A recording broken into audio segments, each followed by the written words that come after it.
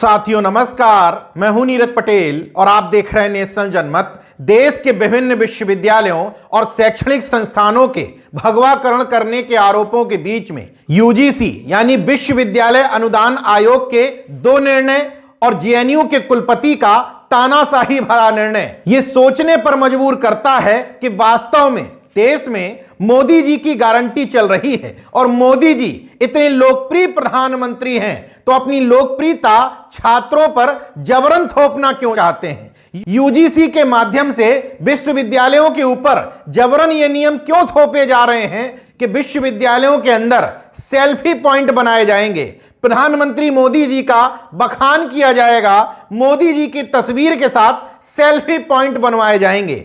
इसके बाद यूजीसी के सचिव मनीष जोशी देश के सभी विश्वविद्यालयों के कुलपतियों को पत्र लिखते हैं कि प्रधानमंत्री जी युवाओं को संबोधित करेंगे, आप हर विश्वविद्यालय में छात्रों को जबरन मोदी जी की मन की भड़ास, माफ करिएगा, मन की बात सुनवाइएगा जरूर, और जो छात्र नहीं सुन पाएंगे उनको वीडियो लिंक भेज करके कहिएगा कि इसको सुनना जरूर है। जब मोदी जी इतने लोकप्रिय प्रधानमंत्री हैं तो ये सब कुछ यूजीसी को करना क्यों पड़ रहा है। मोदी जी अगर इतने ही लोकप्रिय हैं तो मोदी जी को यूट्यूब चैनल बना करके क्यों अनुरोध करना पड़ता है कि मेरी चैनल को लाइक और सब्सक्राइब करें। मेरा ये चैनल सब्सक्राइब करें और मेरे हर अपडेट आपको मिले, इसके लिए बेल आइकन जरूर दबाइएगा।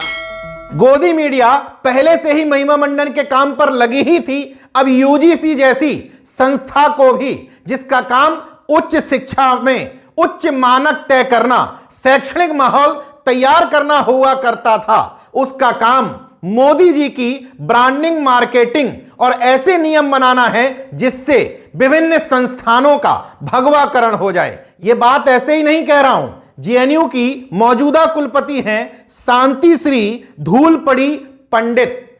एक आदेश जारी किया है उन्होंने कि अब जेएनयू के अंदर धरना प्रदर्शन करने पर, भूख हड़ताल करने पर, आंदोलन करने पर 20,000 रुपए तक का जुर्माना छात्रों पर लगाया जाएगा और निष्कासन भी कर दिया जाएगा। उसी आदेश में यह भी लिखा है कि अगर किसी छात्र का आचरण नैतिक रूप से सही नहीं पाया जाएगा तो उस पर भी 10,000 रुपए जुर्माने के साथ उसका निष्कासन किया जा सकता है। जिनका भी जेएनयू से वास्ता रहा, जरा याद करके देखिए, जेएनयू का नाम आते ही सबसे पहले अक्स उभरता है एक ऐसे कैंपस का जहां की दीवारों पर बड़े बड़े पोस्टर लगे होते थे। मतलब पोस्टर के माध्यम से ही सारी विचारधाराएं आपस में टकराती थी। अन्य विश्वविद्यालयों के दिखावटी कल्चर से अलग साधारण सा कुर्ता, हवाई चप्पल, यह सब वहां की पहचान हुआ करती थी। इस मूल पहचान को खत्म करते हुए यह भी लिखा है कि दीवारों पर अगर भित्ति चित्र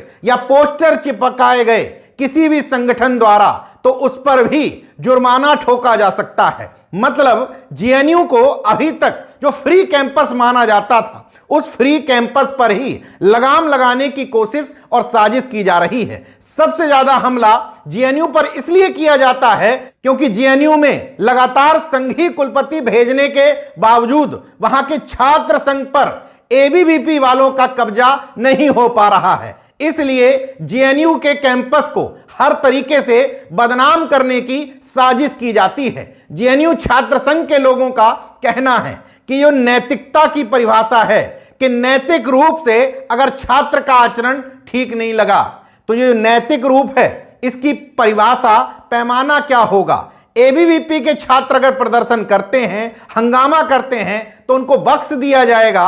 अन्य छात्र संगठन के लोग अगर प्रदर्शन करते हैं, छात्रों की मांगों को लेकर के हड़ताल करते हैं तो उन पर जुर्माना ठोक करके उनका निष्कासन तक कर दिया जाएगा। दूसरी बात, भूख हड़ताल से कैसे विश्वविद्यालय की शांति भंग होती है, विश्वविद्यालय का शैक्षणिक माहौल कैसे खराब होता है, जेएनयू की कुलपति को इसका जवाब देना चाहिए। हालांकि कुलपति बड़ी चालाकी से कहती हैं कि हमने कोई नियम नहीं बनाए हैं, पुराने नियमों का ही विश्वविद्यालयों के हित में थोड़ा बदलाव किया है। ये बात बिल्कुल ठीक है कि प्रथम दृष्टया देखने में लगता है कि आप विश्वविद्यालय का माहौल ठीक करने के लिए ऐसा कर रही हैं, मगर अखिल भारतीय विद्यार्थी परिषद में राष्ट्रीय अध्यक्ष से लेकर के पूरी राष्ट्रीय कार्यकारिणी में छात्र नहीं होते हैं, छात्र नेता नहीं होते हैं, बल्कि प्रोफेसर्स होते हैं। बीजेपी और संघ में काम कर रहे बड़े बड़े कार्यकर्ता और पदाधिकारी होते हैं। ऐसे में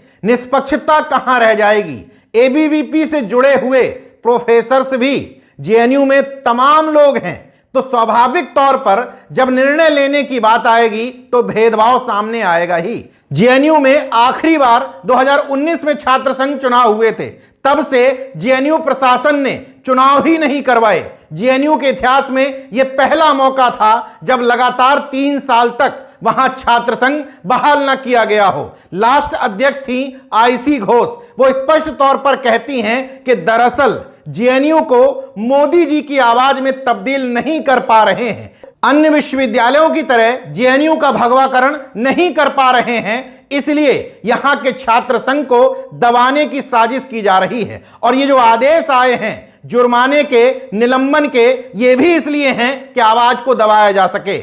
आईसी घोष बताती हैं कि उनके ऊपर खुद 10,000 का जुर्माना लगाया जा चुका है और कई बार कोशिश की गई उनको निलंबित करने की, इसलिए इस निर्णय पर पक्षपात और संदेह व्यक्त करती हैं। बहरहाल इन तीनों खबरों को देखने के बाद नेशनल जनमत का भी यह मानना है कि अगर यशस्वी प्रधानमंत्री नरेंद्र मोदी जी देश में इतने लोकप्रिय हैं, युवाओं के बीच में इतने चर्चित हैं, रोल मॉडल हैं, तो फिर युवाओं पर यूजीसी जबरन उनको सुनने का, देखने का, उनकी तस्वीर के साथ सेल्फी खिंचवाने का दबाव क्यों बनवा रहा है? अगर मोदी जी इतने ही ताकतवर हैं तो जेएनयू जैसे एक शैक्षणिक संस्थान से डरते और घबराते क्यों हैं? देखते रहिए नेशनल जनमत, जागरूक और सजग बने रहिए। जय विज्ञान, जय संविधान, जय लोकतंत्र। धन्यवाद।